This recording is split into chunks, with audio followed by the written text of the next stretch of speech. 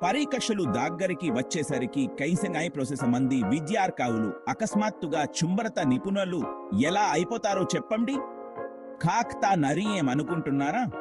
నా కాదు. సరే, పెద్ద పరీక్షకు ముందు రోజు రాత్రి అయింది.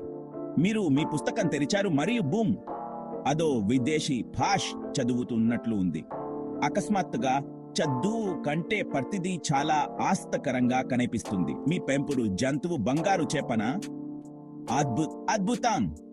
ఆ పాత్ దుమ్మతో నిండిన షెల్ఫ్ వెంటనే వశ్యవస్కీకరించాల్సిన అవసరం ఉంది.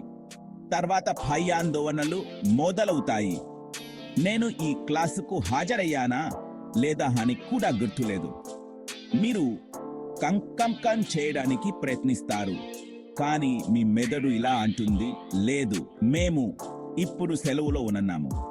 మరియు క్లాసిక్ గూగుల్ చౌదన్నను మర్చిపోవద్దు. ఒక రాత్రిలో పరీక్షలో ఎలా ఉత్తీర్ణ సాధించాలి. స్పాయిలర్, ఈద్ పనికిరాదు, కానీ ఒత్తిడితో సగం ఫరీజ్ హారీ చేయడం పనికిరాచ్చు.